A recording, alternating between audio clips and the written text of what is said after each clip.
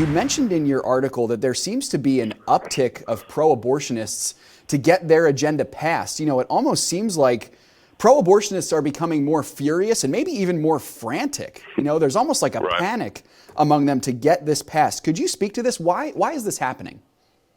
Yeah, so there's clearly fear or worry on for people who are pro-abortion based on the makeup of the Supreme Court. And so I think what they're seeing is kind of writing on the wall that the Supreme Court could either overturn or gut the Roe v. Wade decision and give states a lot more say-so in what happens, and so what it seems like is that there's just a lot of fear there. And so they're trying to do basically whatever they can to get things passed while there's at least somewhat of a majority of Democrats in the Senate and in the House. It also kind of points to the idea that with the midterm elections, it's clear that progressives and pro-abortionists are scared of what's going to happen there too, and so there's this little window where maybe a few things could pass, but it doesn't seem to be happening at the same time. That's helpful for us to kind of understand that. It seems like there's a march towards this battle only intensifying and perhaps coming to a head. Obviously, Right. We're keeping a close eye on coming up this June, where we'll get a ruling on that all-important Mississippi abortion case, Dobbs versus Jackson, Mississippi. That could, as many people are saying, overturn Roe v. Wade. Really interesting stuff there.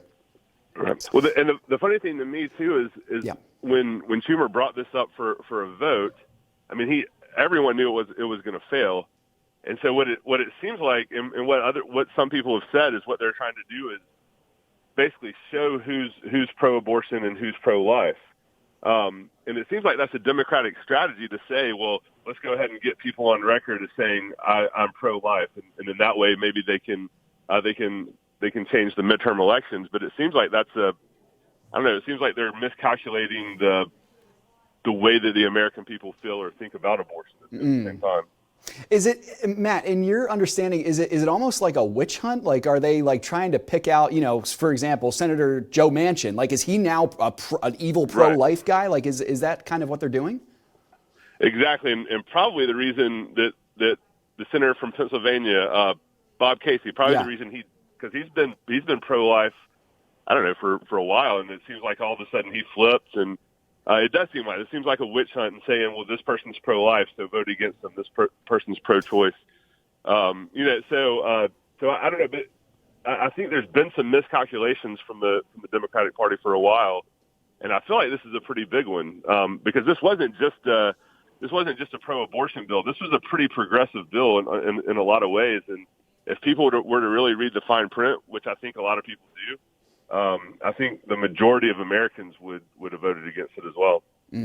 Wow. It certainly does seem like we're coming to a head there, folks. Like there's this pro-life movement that hopefully, by God's grace and God willing, will overturn Roe v. Wade. We are praying for that there. Matt, great information. Thank you so much for all that. Final thoughts here, if you don't mind, for our listeners before we come to the end. Give us some of your thoughts on perhaps the possible impact that this ruling, this bill being stopped in the Senate, what this could have for the pro-life movement. We are rooting for this movement to continue to grow and praying and joining in the fight. What is the impact that you think this could have? Right, and there's always that argument or idea politically that do you wait till you can completely overturn it, or do you go piece by piece and try to make sure that you get the most that you can get in the time that you're given? Does that make sense? Right. And so what it seems like to me, and the thing that we can really hope for is that states are going to have a lot more say in what happens with abortion. So because I've seen, or at least I heard, that there are 26 states that are either going to in some way either ban or take away the abortion rights. And that's huge. I mean, to go from 50 states who are all being basically ruled by the federal level to being able to make your own decision and to being able to have the 15-week ban or the heartbeat bill in Texas and all those things. I mean, that's a huge shift in a few months. And to just continue to see hopefully those things happen and to see things fall, that's my hope, and that's what I see. And the thing I can't get over is even people who even people who are pro-abortion, the idea that you would want as much access to abortion as possible, or that you can at least feel a sense of hurt that babies are being killed. None of that stuff makes sense to me. And to see at least some of that crumble would be a huge win for Christians, for everyone. Amen. Matt, great words. Thank you so much. Matt Bush, folks, one of our freelance writers at FISM News. Great stuff here. Matt, thank you so much, brother. It was a blessing to have you on. The fight is raging, folks. It will continue on, and we need to be standing fast, praying that God would do a mighty work on behalf of these precious unborn babies. Hey, remember to click the subscribe button right here on the screen. And don't forget to hit the notification bell so you'll be notified when new content is added.